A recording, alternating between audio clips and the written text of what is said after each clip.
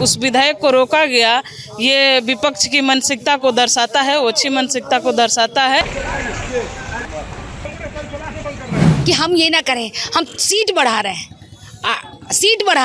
543 से 816 हम कर रहे हैं। एनडीए की सरकार ने पंचायत स्तर तक 50% आरक्षण भी दिया है और वही कारण है कि आज महिलाओं को आप मुखर होकर के बोलते ही देखते हैं। जन आक्रोश महासम्मेलन, महिला सम्मेलन जो है वो बुलाया गया है और लगभग 50,000 से ज़्यादा महिला की जुटने का जो है वो आसार बताया जा रहा है कि जो महिला आरक्षण संशोधन बिल था वो जो है संसद में जो है वो पास नहीं पाया।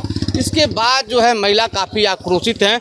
यहाँ कई महिलाएं हैं, इनसे हम बात करते हैं। क्या मामला है कि आज आप लोग सड़कों पर? देखिए 16-17 जो तारीख बीत चुका है वो ऐतिहासिक हो सकता था। स्वर्ण अक्षरों में संसद के लिए भी लिखा जाता कि पक्ष हो या विपक्ष, हर ने आधी आबादी के बरसों लंबित, दशकों से लंबित मांग को, उनकी आकांक्षाओं का, उनके भावनाओं का सम्मान किया।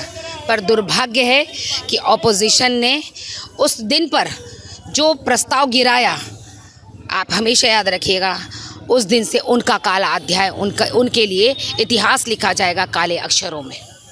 आज आप लोग जुट रही हैं कारगिल चौक पे, लंबी संख्या में जो है, भारी संख्या में महिला जो है वो भी पहुंच रही है। निश्चित पहुंचेंगी, ये बहुत प्रतीक्षित था।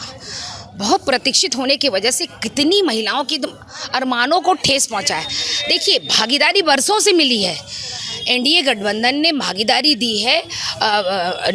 एनडीए की सरकार ने पंचायत स्तर तक 50% आरक्षण भी दिया है और वही कारण है कि आज महिलाओं को आप मुखर होकर के बोलते ही देखते हैं।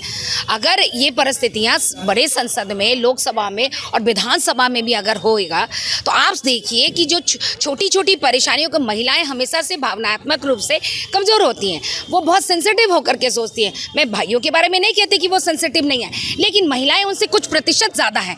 तो जब वो महिलाएं संसद में आवाज़ अपनी उकेड़ेंगी, चिल्लाएंगी, अपनी आवाज़ उठाएंगी, अपने क्षेत्र की बात रखेंगी, तो आज वो दृश्य कितना सुंदर होगा। सिर्फ लोकसभा ही नहीं, आप कहिए कि विधानसभाओं में भी जो परिस्थितियां बनेंगी। आज लोग कहते हैं कि 543 में ही सीट क्यों नहीं देती है। कौन पुरुष आज कहने के लिए, कुर्बानी देने के लिए तैयार है? मैं पूछती हूँ सबसे, ये पूछती है ये महिला, ये आधी आबादी, कौन कौन अपने अधिकारों का और कौन अपने सीट को छोड़ने के लिए तैयार है? भाई हिम्मत नहीं हो पाएगा। तो मोदी जी ने क्या किया कि भाइयों की भी हकमारी ना हो और बहनों को भी उनका सम्मान मिल जाए। क्या गलत किया उस व्यक्ति ने? वो तो अच्छी बात सोच रहे हैं कि हम ये ना करें, हम सीट बढ़ा रहे हैं, 543 से 816 हम कर रहे हैं। तो 273 सीटें जो बढ़ रही हैं उसमें पूरे भारतवर्ष में बढ़ रहा है। एक राज्य के लिए नहीं है, किसी कोने के लिए नहीं है, संपूर्ण भारत के लिए है। तब भी उनको गुरेज है।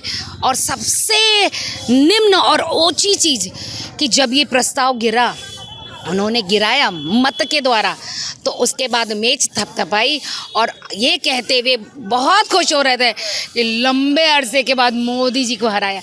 अरे बेवकूफ़ो, मोदी जी को नहीं हराया, तुमने आधी आबादी की आहत को जो आहत किया है। आप गिर गए, आप हार गए, उस आधी आबादी की नज़रों में आप गिर गए और हार गए। और इसका खामियाजा आपको आने वाला वक्त बताएगा, चुनाव बताएगा। कुछ और महिलाएं जो है यहाँ मौजूद हैं, इनसे हम बात करते हैं। क्योंकि इस बिल जो है, जो संशोधन बिल है वो विधेयक पास नहीं हुआ, उसके बाद महिलाओं में जो है काफ़ी आक्रोश है। और कई महिलाएं हैं, कितनी आक्रोश है आप लोगों में? देखिए, ये जन आक्रोश महिला सम्मेलन के माध्यम से बिहार का पूरे भारत की महिला ये संदेश देना चाहती है कि जिस तरह से महिला आरक्षण को लोकसभा और विधानसभा में 33% जो आरक्षण मिल रहा था, उस विधेयक को रोका गया, ये विपक्ष की मानसिकता को दर्शाता है, ओछी मानसिकता को दर्शाता है। ये हम भारत और बिहार की महिला कभी माफ़ नहीं करेंगे, अपने अधिकार को लेकर ही मानेंगे। इस जन आक्रोश के माध्यम से हम संदेश देना चाहते हैं। कितनी महिलाएं जुट सकती है इसमें? यहाँ हमारी 50,000 से अधिक महिलाओं का ये टारगेट है कि 50,000 से अधिक महिलाएं हमारे बिहार से जुटेंगी इस जन आक्रोश में। बिल्कुल आपने सुना कि जन आक्रोश जो कारगिल चौक पे हो रहा है, जन आक्रोश महिला सम्मेलन, इसमें लगभग 50,000 से ज़्यादा महिलाएं जो हैं वो जुटेगी और अपना आवाज़ को है वो बुलंद करेगी। फिलहाल खबरों को देखते हुए दर्शक न्यूज़ में चंदन तिवारी, पटना।